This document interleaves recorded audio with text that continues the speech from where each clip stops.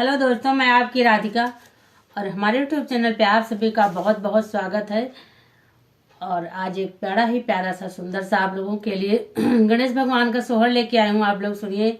हमारे गणेश भगवान सभी के घरों में विराजमान हैं। तो कोई स्थापना कर रखा गणेश चतुर्थी पे, कोई वैसे ही पूजा कर तो सभी रहे हैं।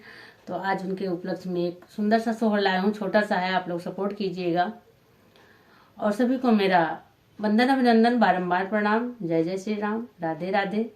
आप लोग गीत सुनिए, आनंद लिए। अच्छा लगेगा तो कमेंट करके जरूर बताइए गीत आप लोग को कैसा लगा।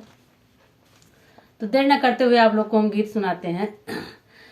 चंदना चाऊ की माँ गईले तो आशा नाला गए बाटी, आशा नाला गए बाटी हो। रामा ते ही चढ़ी बैठेगा सा तो पाहिनी पीतांबर, तो पाहिनी पीतांबर हो। रामा ते ही चढ़ी बैठ गाने सा तो पाहिनी पीतांबर, तो पाहिनी पीतांबर हो। चंदना चाऊ की माँ गए बाटी, चाऊ की सा जाए बाटी, आशा नाला गए बाटी हो। रामा ते ही चढ़ी बैठे गाड़े सा पाहिनी पीतांबर, पाहिनी पीतांबर हो।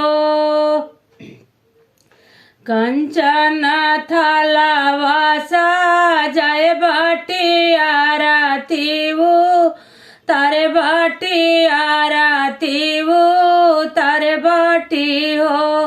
सखिया नी होरी पैया लागो मांगना कुछ, मांगो मांगन कुछ मांगू हो। सखिया नी होरी पैया लागो मांगना कुछ, मांगो मांगना कुछ मांगू।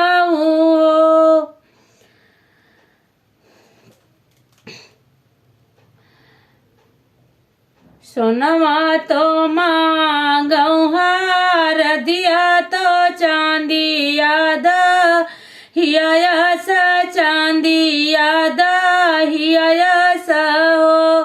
सखिया पुतावा तो मांगो नारिया राधियाला वांगिया सा, धियाला वांगिया सा हो।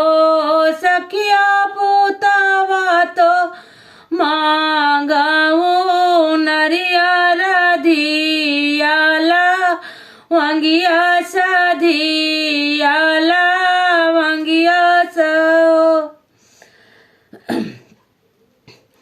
सोनवा तो मांगो हार दिया तो चांदी याद हिया सा, चांदी याद हिया सा हो।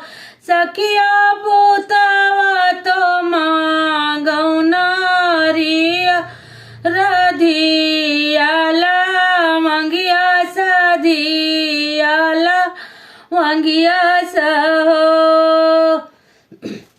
कऊ हुई है सोनावा हार दिया सा, चांदी याद हिया सा, चांदी याद हिया सा हो। रनिया कऊ हुई है पुतावा ना रिया सा, धियाला वांगिया सा, धियाला वांगिया सा हो।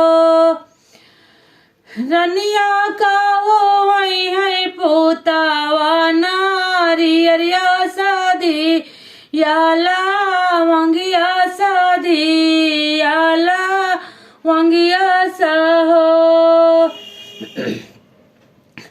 सोनवा तो है मोरा लक्ष्मी तो चांदिया संपत्ति होई है, चांदिया संपत्ति होई है हो। रामा पूतवा गणपति नरियर तो धियाला वांगी होई है, धियाला वांगी होई है हो। रामा पूतवा गणपति नरियर धियाला वांगी होई है, धियाला वांगी होई है हो। सोनवा तो होई है मोरा, लक्ष्मी तो चांदिया संपत्ति होई है, चांदिया संपत्ति होई है हो। रामा पूतवा गणपति नरियर धियाला वांगी होई है, धियाला वांगी होई है हो। चंदन चौकी मांगैले तो आसनाला गए बाटी, आसनाला गए बाटी हो। रामा ते ही चढ़ी बैठेगा नेसा तो पाहिनी पीताम्बर, तो पाहिनी पीताम्बर हो। तो गीत आप लोग को कैसा लगा? हमारे गणपति गजानन भगवान की जय हो। आप लोग कमेंट बॉक्स में जरूर बताइए गीत आप लोग को कैसा लगा। हर हर महादेव, जय जय गणपति गणेश की जय हो।